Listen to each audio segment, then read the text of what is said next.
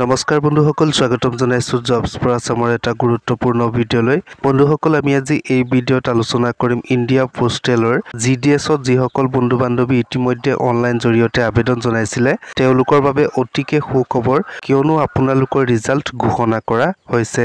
যদি আপোনালোকে সেই পোষ্টখিনিত যদি অনলাইন জৰিয়তে আবেদন জনাইছিলে তেতিয়াহ'লে আপোনালোকে ৰিজাল্ট ছিটখন চাব পাৰিব।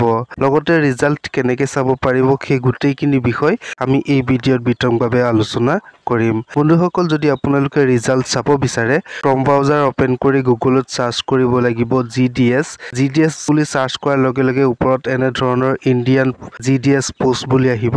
সেইটোত ক্লিক কৰাৰ লগে লগে আপোনালোকৰ অফিচিয়েল ৱেবছাইট অপেন হৈ যাব।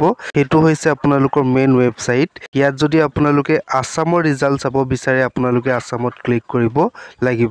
তাত ক্লিক কৰাৰ লগে লগে আপোনালোকে অকণমান তললৈ যদি আপোনালোকে স্ক্ৰল কৰে আপোনালোকে ইয়াত দেখা যাব তলত লাষ্টত আপোনালোকৰ অপশ্যনটো দিয়া আছে। ইয়াৰে আপোনালোকে GDS online engagement schedule July 2024 shortlisted candidate তাত আপোনালোকে ক্লিক কৰি থ'ব লাগিব। থোৱাৰ লগে লগে আপোনালোকে ওপৰত এনেদৰে যাব লাগিব। ওপৰত যোৱাৰ আছামত আপোনালোকে দিয়াৰ লগে লগে লিষ্ট অফ দ্য শ্বৰ্টলিষ্টেড কেণ্ডিডেট তাত আপোনালোকে ক্লিক কৰিব লাগিব। ইয়াত ক্লিক কৰাৰ লগে লগে এনে ধৰণৰ পেজ অপেন হ'ব।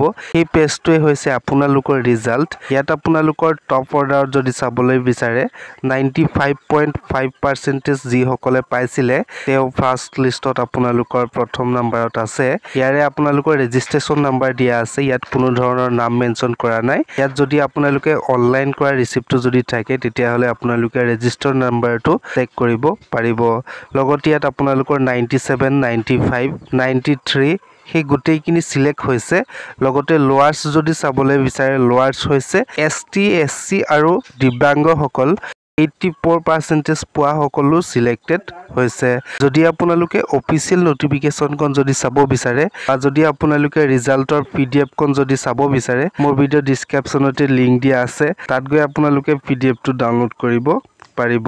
ইয়াত যদি আপোনালোকৰ যদি ৰিজাল্ট ভাল হয় তেতিয়াহ'লে আপোনালোকক ইমেইল বা মোবাইল নাম্বাৰতো কণ্টেক্ট কৰা হৈছে বা মেছেজ দিয়া হৈছে আপোনালোকৰ ৰিপৰ্ট দিবলৈ। ইয়াৰে আপোনালোকৰ ডেট দিয়া হৈছিলে 19 আগষ্ট 2024 তাৰিখে আপোনালোকৰ ৰিজাল্ট ডিক্লেয়াৰ হৈছিলে। যদি আপোনালোকে ইয়াত শ্বৰ্টলিষ্টেড হয় বা চিলেকশ্যন হয় তেতিয়াহ'লে আপোনালোকে ডিভিজন হেড অফিচত গৈ ৰিপৰ্ট কৰিব লাগিব।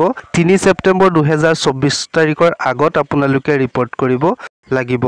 শ্বৰ্টলিষ্টেড কেণ্ডিডেটসকলে ৰিপৰ্ট ভেৰিফিকেশ্যন কৰিব লাগিব। সকলোখিনি ডকুমেণ্ট অৰিজিনেল লৈ যাব লাগিব। লগতে 2 কপি পাছপোৰ্ট চাইজ ফটোকপি লৈ যাব লাগিব।